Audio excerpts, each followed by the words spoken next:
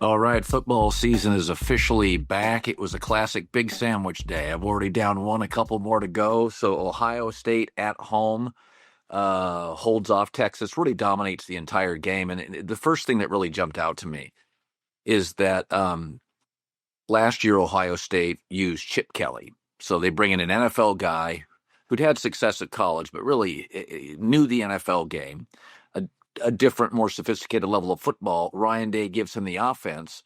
And by the time they got to that playoff, you're just watching a pretty slick offense with obviously Ohio State talent.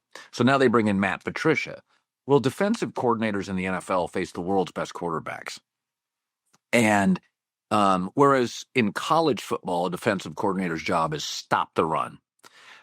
Because you don't face a lot of world-class quarterbacks. Even the great college quarterbacks come into the NFL and have to clean up and speed up their game. You're seeing that, with Caleb Williams in Chicago.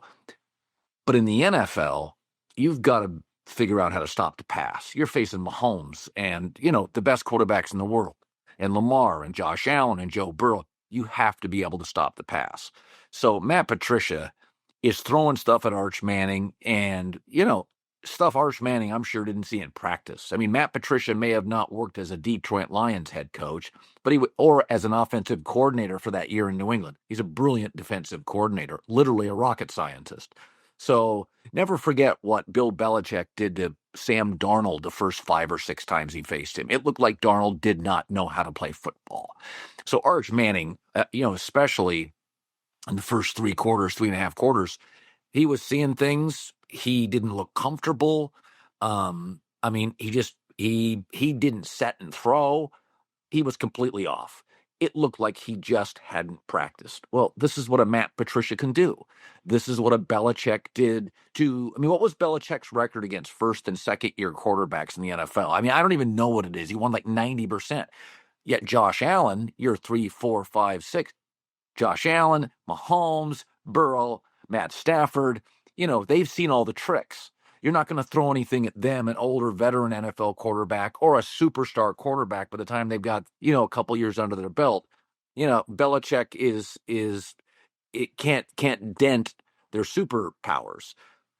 But Matt Patricia against Arch Manning or a Matt Patricia or Bill Belichick against rookie quarterbacks in the NFL, they can look horrible. And so let's be honest.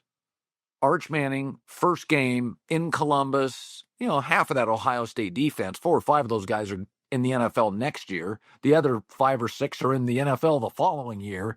So that's a tough opening act. You can go back to Joe Burrow's first year at LSU. He completed 57% of his throws.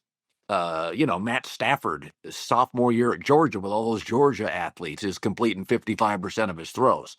So Arch Manning looked lost. It's Ohio State. It's Columbus. I didn't think it would look like that. And it wasn't until the end of the game where he made a couple of really nice throws down the field. That whole shot up the left side against cover 2 was great, but then he followed it up with back-to-back really bad throws off to the right, easy layup throws, and he missed them. So his feet weren't right. He wasn't right, disoriented. And Ohio State, listen, there are greater failures in life than losing to the Buckeyes in Columbus in your first big-time start in college football. So I think Arch Manning will probably win double-digit games this year with a young offensive line, 4 new starters in front of him. I think eventually he's going to be fine. But he looked lost today. He made, I don't think he had a really, really good throw until I thought it was like Joel Klatt said it, and he was right. It was his best pitch and catch of the day was I think late third quarter. And Ohio State, by the way, only had a couple of 100 yards on offense. But I think what Ohio State saw early in this game, they saw it by the second or third series. They saw Arch was uncomfortable. Ryan Day looked at Arch Manning and said, we're just not going to beat ourselves. We'll throw the ball down the field a couple of times, take some big swings. But Ohio State, I think over the course of the game, very early, Ohio State decided, let's not take any big risks here. Our quarterback, Julian Slan, is comfortable. He's got good protection. He's got a more experienced offensive line. He's got great receivers due to the Brian Hartline's recruiting. But I think Ohio State may have adjusted by their second or third series and said, let's just not turn it over, play some field position football. Arch Manning is really, really uncomfortable. I mean, we're not even at the game.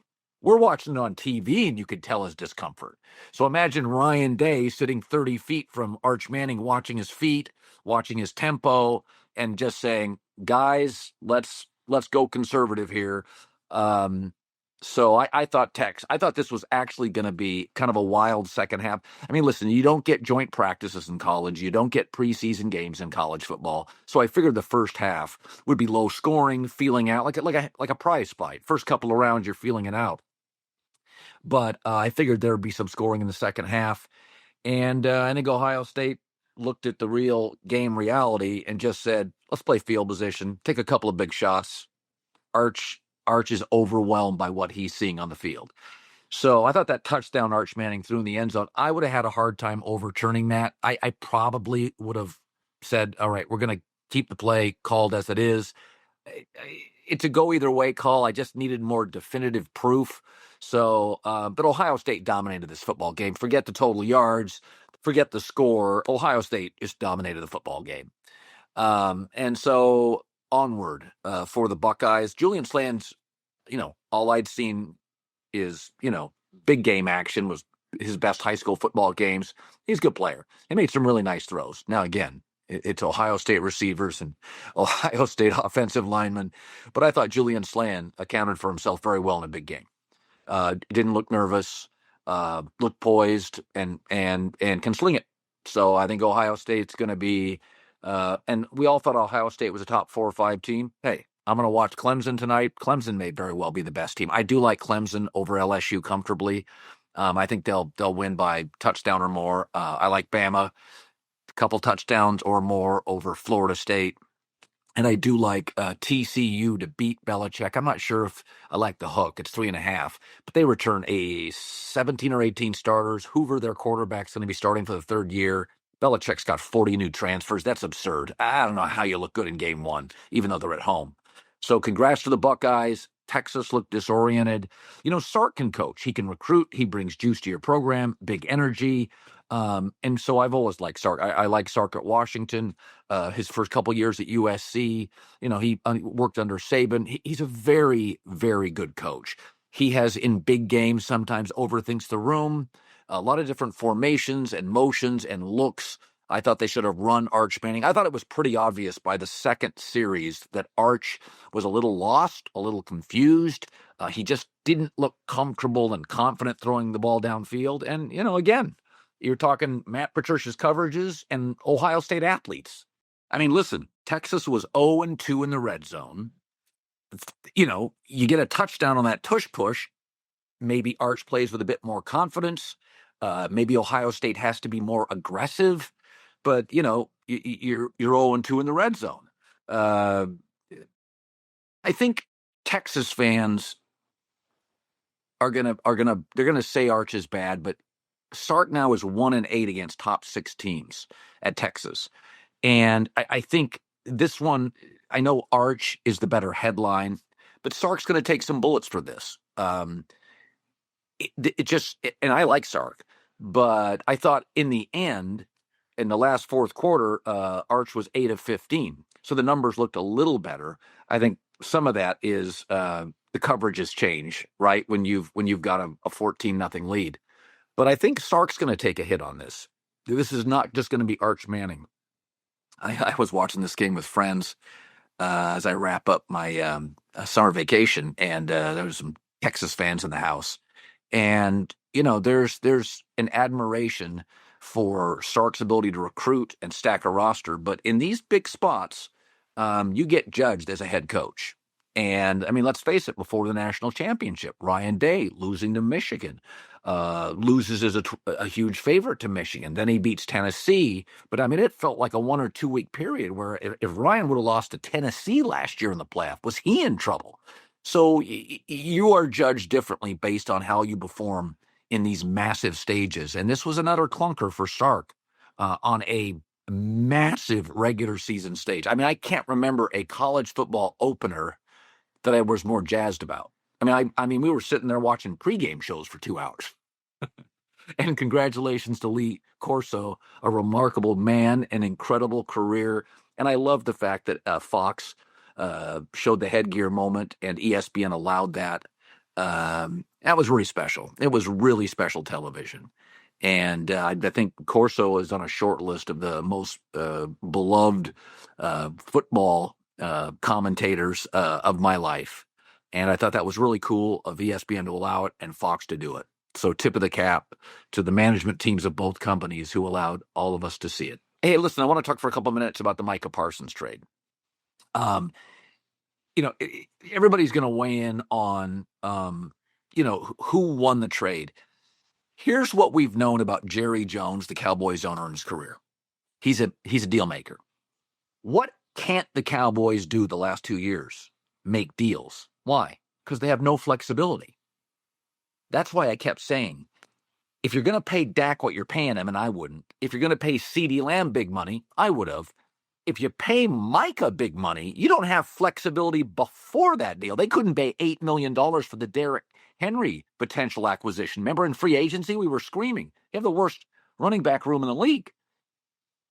Go sign Derrick Henry. Ravens did. They had no flexibility last 2 years in free agency.